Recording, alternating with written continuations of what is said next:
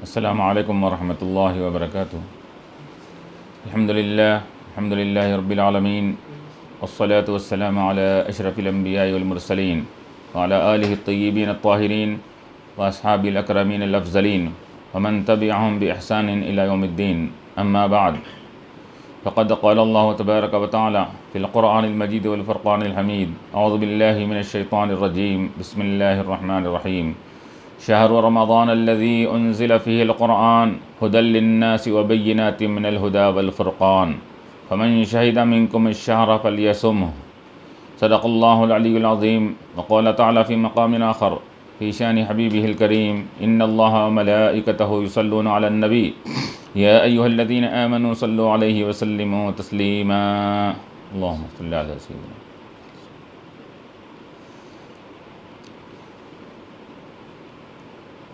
حاضرین کرام و معزز سامعین،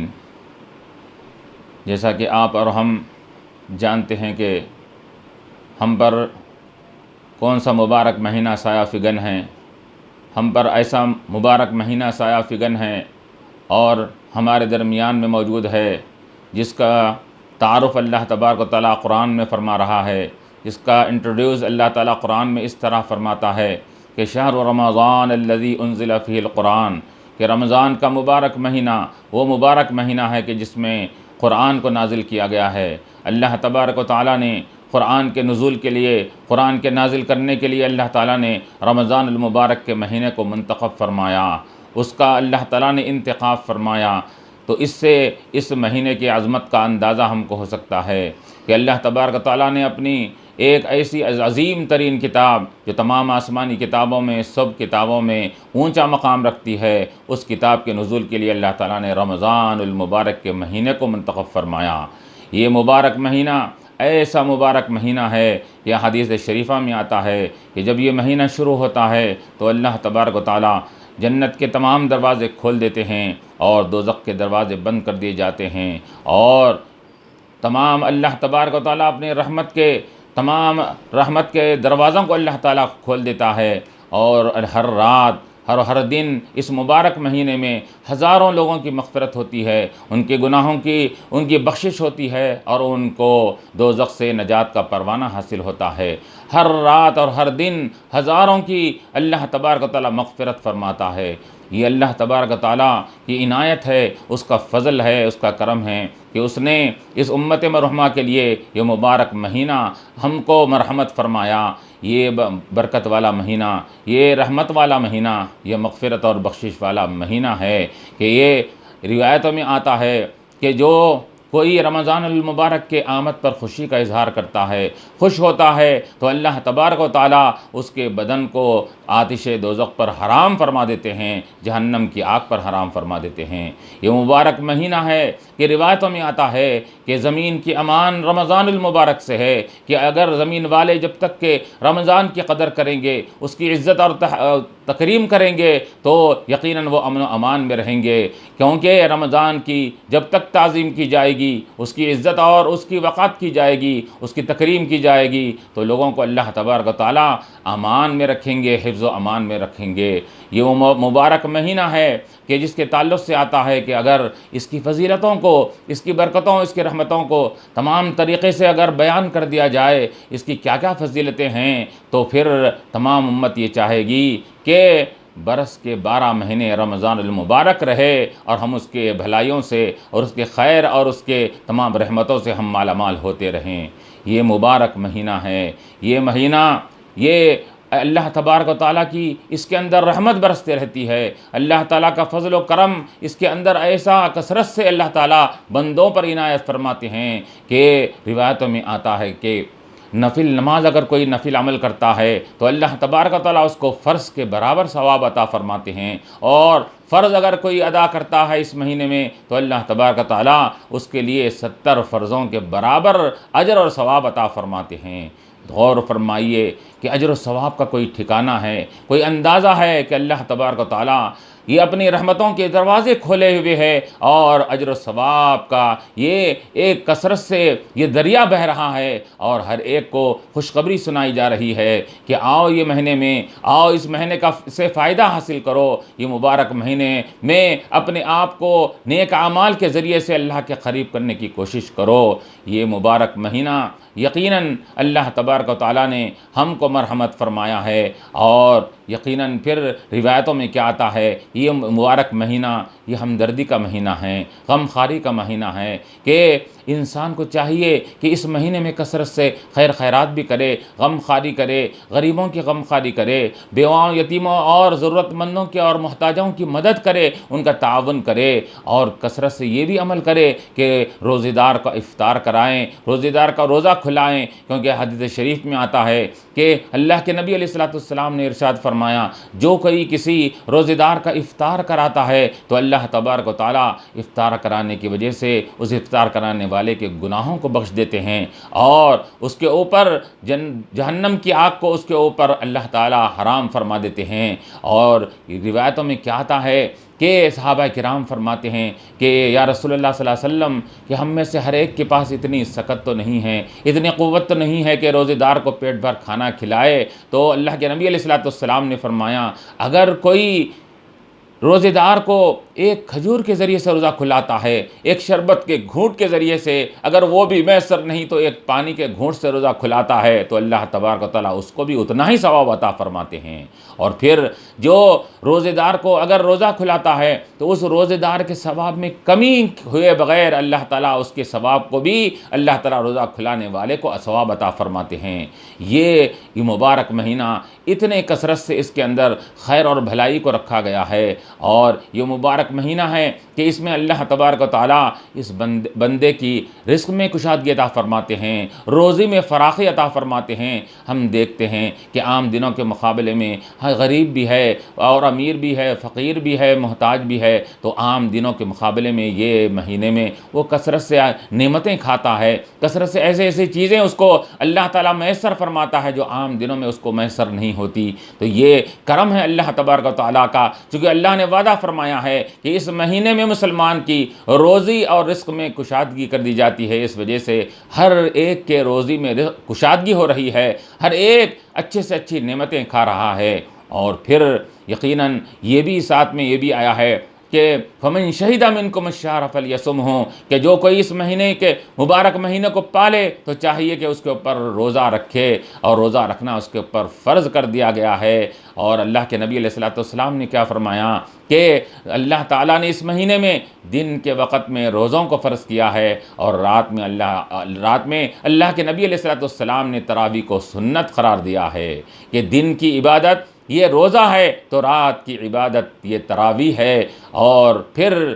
یہ اگر کوئی ایک دن کا بھی اگر روزہ کا ترک کرتا ہے بلا وجہ کے، بلا عذر شرعی کے، اگر کوئی رمضان کے مبارک مہینے میں اگر ایک روزہ بھی ترک کرتا ہے تو اللہ کے نبی علیہ الصلوۃ والسلام ارشاد فرماتے ہیں کہ اگر وہ ایک روزے کے بدلے میں دوسرے مہینوں میں اگر 11 مہینے بھی اگر وہ روزہ رکھے گا تو اس کو اتنا ثواب نہیں ملے گا جو رمضان المبارک کے مہینے میں ایک روزے کا جو ثواب ہوا کرتا ہے۔ اتنی فضیلت اس مہینے کے روزوں کی رکھی گئی ہے، اسی وجہ سے علماء فرماتے ہیں کہ بلا عذر شرعی کے کوئی روزہ ترک کرنے والا سخت ترین گناہ گار بھی ہوگا، اور وہ کثرت سے اجر و ثواب سے محروم بھی ہو جائے گا۔ تو یہاں پر اللہ تبارک و تعالیٰ نے ہمارے لیے یہ مبارک مہینے کو ہمارے اوپر سایہ فگن فرمایا ہے، اور پھر یہاں پر اللہ تعالیٰ نے اس مبارک مہینے کے ذریعے سے ہم کو کثرت سے یہ نعمتیں بھی عطا فرما رہا ہے، کثرت سے اجر و ثواب بھی عطا فرما رہا ہے۔ اور پھر یہی نہیں بلکہ روایتوں میں کیا آتا ہے کہ رمضان المبارک کا مہینے میں یہ وہ مبارک مہینہ ہے کہ اللہ کے نبی علیہ الصلوۃ والسلام نے فرمایا کہ اللہ تبارک و تعالیٰ نے اس مبارک مہینے میں ایک رات ایسی رکھی ہے جو 1000 مہینوں سے بہتر ہے، وہ رات ہے شب قدر،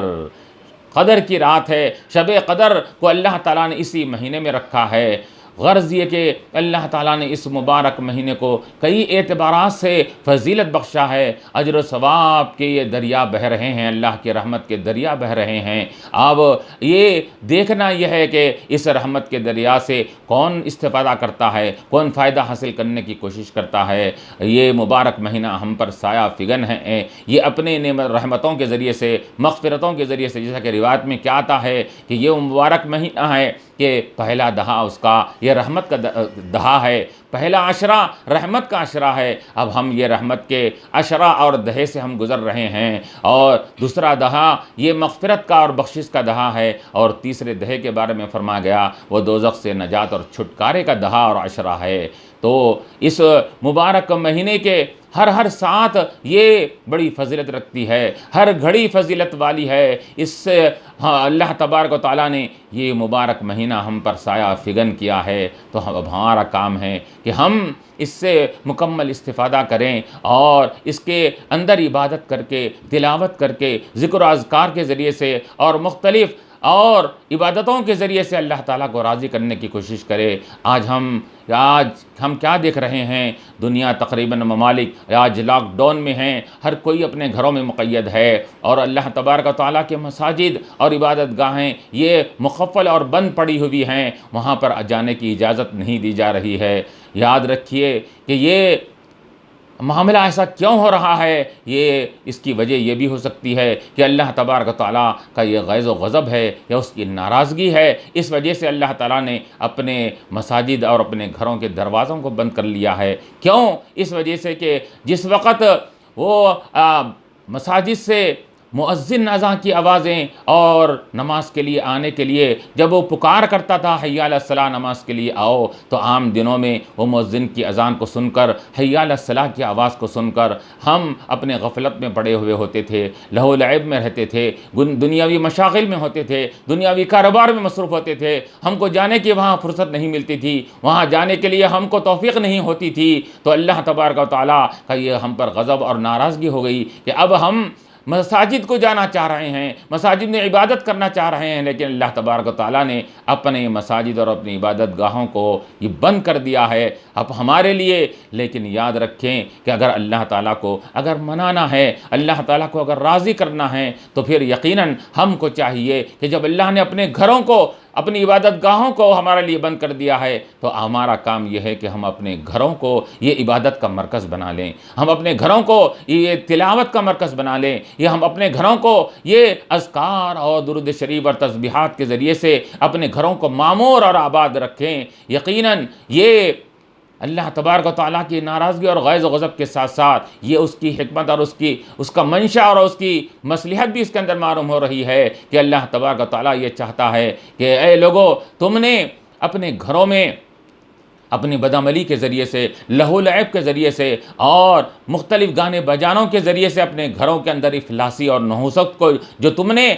پھیلا رکھا ہے گھروں کے اندر، ہم نے آج تم کو موقع دیا ہے۔ اب تم وہ نحوست کو دور کر سکتے ہیں، وہ افلاس کو دور کر سکتے ہیں، اور وہ گھر میں پھیلی ہوئی وہ بدبختی کو اگر تم کو دور کرنا ہے تو گھروں کے اندر اب آج سے تم ہماری عبادت کے ذریعے سے، ہماری تلاوت قرآن کے ذریعے سے، تراویح کے ذریعے سے، تسبیحات کے ذریعے سے، ذکر و اذکار کے ذریعے سے اور وعظ و نصیحت کی محفل کے ذریعے سے اپنے گھروں میں برکتیں داخل کرو، اور وہ تمہارے بدعملی اور گانے بجانے کے یہ لہو لعب کے مقامات اور لہو لعب میں ملوث ہونے کی وجہ سے گھروں میں جو نحوست پھیلی ہوئی تھی، اپنی عبادت کے ذریعے سے وہ نحوستوں کو دور کرنے کی کوشش کرو۔ یاد رکھو اللہ تعالیٰ نے یہ موقع ہم کو مرحمت فرمایا ہے کہ ہم اجتماعی عبادت سے ہم محروم ہو گئے ہیں، ہم مساجد میں جا کر اجتماعی عبادت کرنے سے ہم کو یہاں دور کر دیا گیا ہے، لیکن یاد رکھیں کہ اللہ تعالیٰ نے ہم کو موقع مرحمت فرمایا ہے۔ آج بازاریں بند ہیں، آج ہوٹلیں بند ہیں، ہم کو بہترین موقع ہے کہ ہم جتنا ہو سکے گھر میں ہم اپنے آپ کو مقید کیے ہوئے ہیں، تو ہم گھر میں کثرت سے عبادت کر سکتے ہیں، کثرت سے تلاوت قرآن کر سکتے ہیں۔ تو گویا کہ اللہ تبارک و تعالیٰ نے ہمارے لیے موقع مرحمت فرمایا ہے، اور یہ اللہ تعالیٰ نے اجتماعی عبادت سے ہم کو روکا ہے، لیکن تنہا عبادت کرنے سے یہ ہم محروم نہیں کیے گئے ہیں۔ اور یاد رکھیں اجتماعی عبادت جو کی جاتی ہے اس کے اندر ریاکاری کا بھی شبہ ہو سکتا ہے، دکھاوے کا بھی شبہ ہو سکتا ہے، لیکن جب تنہا عبادت ہم کریں گے تو تنہا جب عبادت کی جاتی ہے تو بندہ ہوتا ہے اور رب ہوتا ہے، اس کے سامنے مناجات ہوتی ہیں، اور بندہ جتنا تنہائی میں بندہ کھل سکتا ہے وہ تمام اجتماعی مقامات پر وہ کھل نہیں سکتا، کہ انسان تنہائی کے مقام پر رب تبارک و تعالیٰ کے سامنے جتنا کھل سکتا ہے، اپنے گناہوں کا اعتراف کر کے ندامت اور پشیمانی کے آنسو بہا سکتا ہے، وہ اجتماعی مقامات پر نہیں کر سکتا۔ تو اللہ تعالیٰ نے ہم کو یہ موقع مرحمت فرمایا، اے لوگو تم تنہا صحیح اپنے اپنے گناہوں کو یاد کر کے ہماری بارگاہ میں گڑ گڑاؤ، رو اور پلاؤ، اور پھر یاد رکھو کہ ہم کو ہماری ناراضگی جو تمہاری بدعملی کی وجہ سے تمہارے اوپر پھیلی ہوئی ہے، اب تم عبادت کر کے، ریاضت کر کے، تلاوت قرآن کے ذریعے سے اور ذکر و اذکار کے ذریعے سے ان نحوستوں کو دور کر کے ہم کو راضی کرنے کی کوشش کرو۔ اور یاد رکھیں کہ یہ مبارک مہینہ، اس کے اندر بھی اگر انسان اگر اپنے آپ کی بخشش نہ کرائے تو پھر اور کون سا اس کے لیے گولڈن چانس اور سنہری موقع آ سکتا ہے۔ یہ اللہ تعالیٰ نے ایک گولڈن چانس عطا فرمایا امت مسلمہ کے لیے، گناہوں کی معافی کے لیے سنہری موقع ہے، کیونکہ اللہ کے نبی علیہ الصلوۃ والسلام نے کیا فرمایا کہ تباہ ہو جائے، ہلاک ہو جائے، کون تباہ ہو جائے، ہلاک ہو جائے؟ تو حضور علیہ الصلوۃ والسلام کی حدیث میں آتا ہے کہ وہ شخص جس کے پاس رمضان آیا، رمضان مبارک کی ساعتیں آئیں، گھڑیاں آئی، لیکن وہ اچھے اعمال کر کے اور رب تبارک و تعالیٰ کے بارگاہ میں گناہوں کی معافی کر کے، نیک اعمال کر کے اپنی بخشش نہ کروائے، تو ایسے شخص کے لیے یہ کیا کہا گیا؟ ہلاک ہو جائے، تباہ ہو جائے۔ تو آج موقع ہے کہ ہم اپنے گھروں میں صحیح تنہا عبادت کر کے رب کو راضی کرنے کی کوشش کریں۔ جب اللہ تبارک و تعالیٰ ہم اپنے گناہوں پر نادم ہو کر، پشیمان ہو کر جب رب کی بارگاہ میں تنہائی میں دعا کریں گے، آنکھ سے آنسو نکلے گا، تو یقیناً اللہ تبارک و تعالیٰ کی وہ ناراضگی ہم سے دور ہو سکتی ہے، اللہ تعالیٰ کا غیظ و غضب ہم سے یہ ٹھنڈا ہو سکتا ہے۔ آج موقع ہے امت مسلمہ کے لیے جتنا ممکن ہو سکے وہ تنہا، جب اس کو یہاں پر اپنے گھروں میں تنہا مقید کر دیا گیا ہے تو کثرت سے وہ اپنے گھر والوں کے ساتھ بھی عبادت کرے، اور اس کے ساتھ ساتھ تنہائی میں بھی رب تبارک و تعالیٰ کے سامنے مناجات کرے، کثرت سے دعا کرے، اور یہ حالات اور یہ تمام جو مختلف وبائیں پھیلی ہوئی ہیں اس کے دفع کرنے کے لیے رب تبارک و تعالیٰ کی بارگاہ میں گڑ گڑائیں، روئیں، اور اپنے گناہوں پر نادم اور پشیمان ہو جائیں۔ یقیناً اللہ تبارک و تعالیٰ یہ مبارک مہینے کی برکت سے، یہ مبارک مہینے کی ساعتوں کی وجہ سے اللہ تبارک و تعالیٰ سے قوی امید ہے کہ اللہ تبارک و تعالیٰ ہم کو یہ تمام وباؤں سے بھی محفوظ فرمائے گا، اور تمام بیماریوں سے محفوظ فرمائے گا، اور یہ سب تمام حالات جو ہمارے سامنے منڈلا رہے ہیں، یقیناً اگر ہم اللہ کے بارگاہ میں رجوع ہو جائیں اور صدق دل سے توبہ کر کے اس کو راضی کرنے کی کوشش کریں تو یہ تمام حالات، تمام چیزیں ٹل سکتی ہیں، اور اللہ تعالیٰ کی رحمت ہمارا حصہ پھر دوبارہ بن سکتی ہیں۔